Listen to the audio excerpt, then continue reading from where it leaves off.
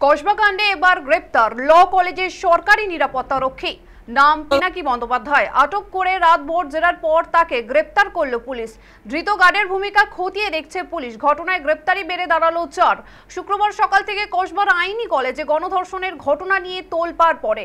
নির্যাতিতা দাবি করেন বুধবার সন্ধ্যেই তাকে ডাকা হয়েছিল গার্ড রুমে। অভিযোগ তিনি সেখানে গেলে তার উপর চড়াও হয় 3 জন। গণধর্ষণ করা হয় বলেও অভিযোগ। কাউকে কিছু না বলতে হুমকিও দেওয়া হয় বলে অভিযোগ। পরে ওই ছাত্রী কসবা থানায় লিখিত অভিযোগ দায়ের করেন। অভিযোগ পেয়ে নড়ে চড়ে বসেন পুলিশ আধিকারিকেরা। প্রথমে দুজনকে পাকড়াও করে জিজ্ঞাসাবাদ চলে। তাদের থেকেই মূল অভিযুক্তর খোঁজ পাওয়া যায়। অবিলম্বে না করে মূল অভিযুক্তকেও গ্রেপ্তার করা হয়। নির্যাতিতা অভিযোগপত্র জানিয়েছিলেন ঘটনার সময় গার্ডকে তার ঘর থেকে বের করে দেওয়া হয়েছিল। গার্ড বিষয়টা জানলেও নিরুপায় ছিলেন বলেই জানান নির্যাতিতা। সেই অভিযোগের ভিত্তিতেই শুক্রবার কলেজের সরকারি নিরাপত্তারক্ষী পিনাকি বন্দ্যোপাধ্যায়কে আটক করে পুলিশ।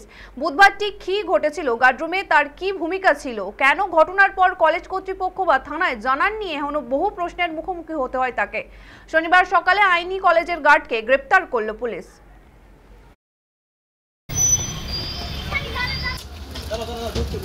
আমাদের বিরুদ্ধে ধর্ষণের অভিযোগ।